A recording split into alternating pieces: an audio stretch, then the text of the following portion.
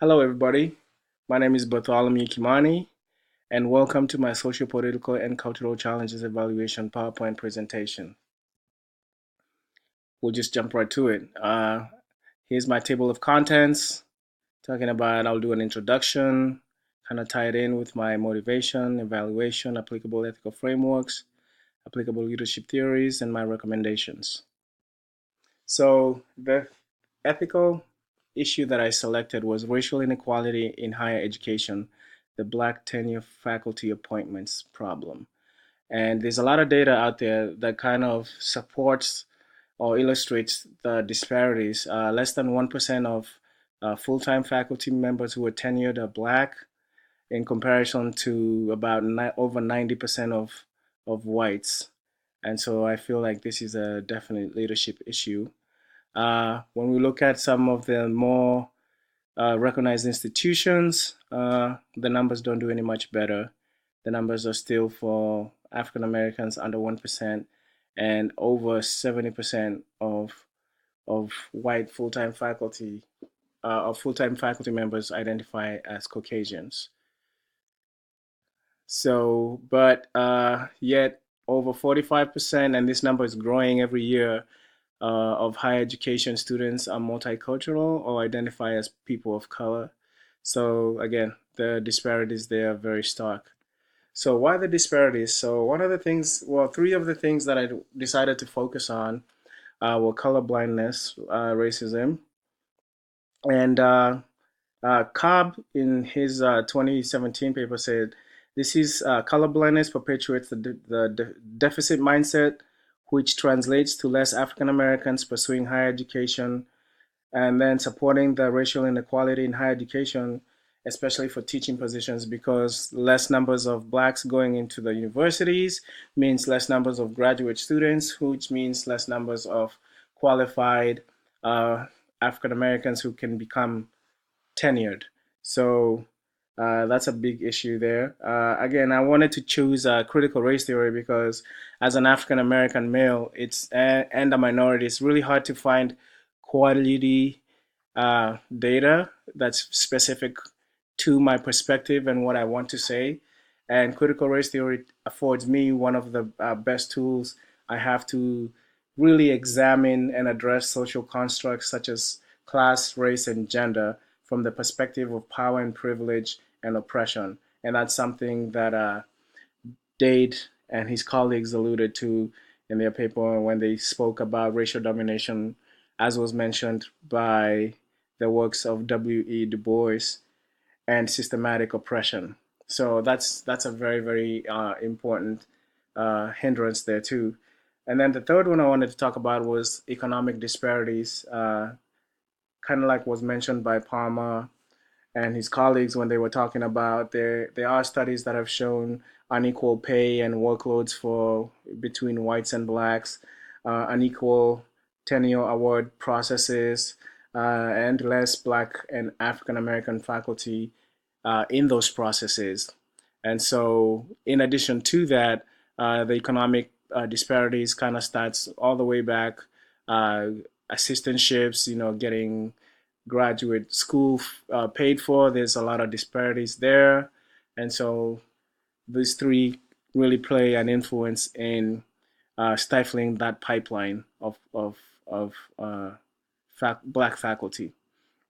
So evaluating the ethical issues, the frameworks that I wanted to look at was this framework of utilitarianism, especially racial utilitarianism.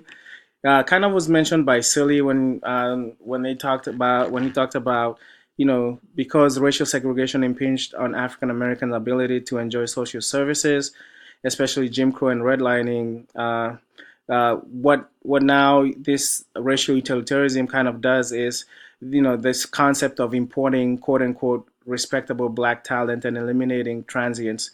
So what that happens is a lot of times black Africans and Caribbeans will be selected over African Americans who are seen as transient and kind of combative, and so there's a lot of racial inequality there too, even within the black communities that kind of complicates that. So I felt like that was a good framework to use. Then there's Kant's categorical imperative, and the way I wanted to apply that was, how to reflect on race and racism, basically the social constructs of, okay, yeah, doing right, but doing right for who? This is something that Omni and Winat kind of mentioned when they said that the system gives blacks the opportunity, right, by saying, okay, you got hired, but then not necessarily, the system doesn't necessarily worry about the consequences of those opportunities, whether they're going to succeed or not, and that's kind of that Kant's categorical imperative portion. The third one is the Rawls justice as fairness model.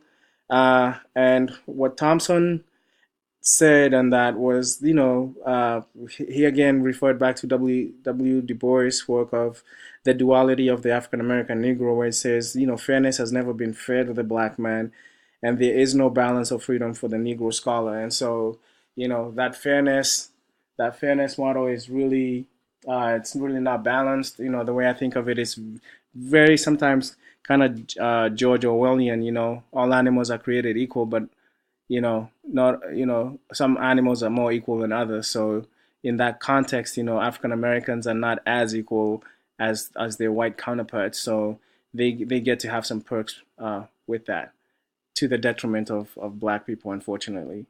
So that was part of that Rawls fairness justice. And so the way I kind of looked at this was, I went back to Johnson in his book on ethics in the workplace, when he talks about the 5 I's: identifying the problem. Yeah, racial equity exists in the tenure process. Investigating the problem using institutional research data to kind of desegregate it and kind of pinpoint where the deficiencies are. This third one is the one that I kind of specifically chose and highlighted there: innovating a variety of solutions. And one of the solutions that I actually said was, for the next one, when it comes to isolating a specific solution, is have a DEIC, Diversity, Equity, and Inclusion Council, working with human resources initiatives to kind of make sure that those numbers and the organizational goals are kind of aligned with equity and inclusion.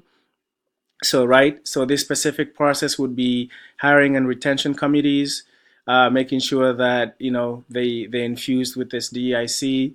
Again, implementing the solution is, again, filling the active positions through this process of vetting from an equity perspective using critical race theory, and then offer professional development in the process, right, for those who are hired, and for them to develop and grow.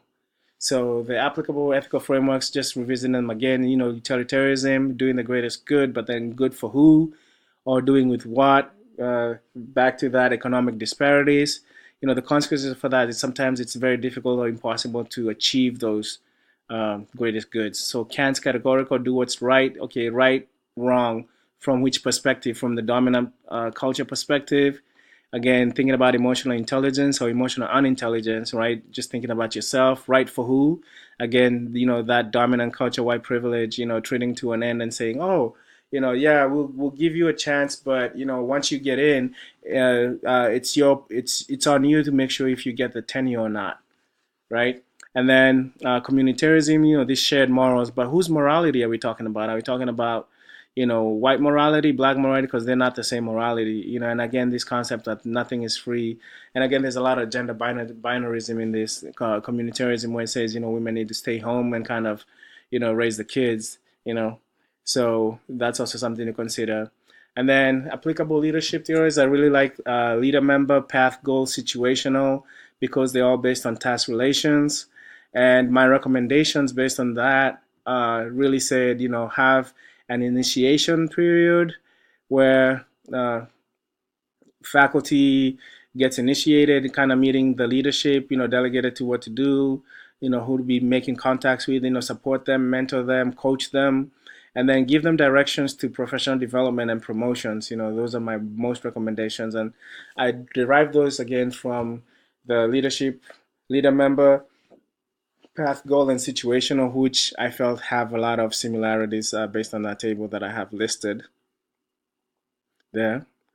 Okay, and then my recommendations would be basically what specific action plan, have a diversity, equity, inclusion councils, who would be involved, administrators, when, during the hiring process, tenure track process, where during the interviews, and why, because of, diversity, equity, inclusion initiatives that are aligned with organizational goals.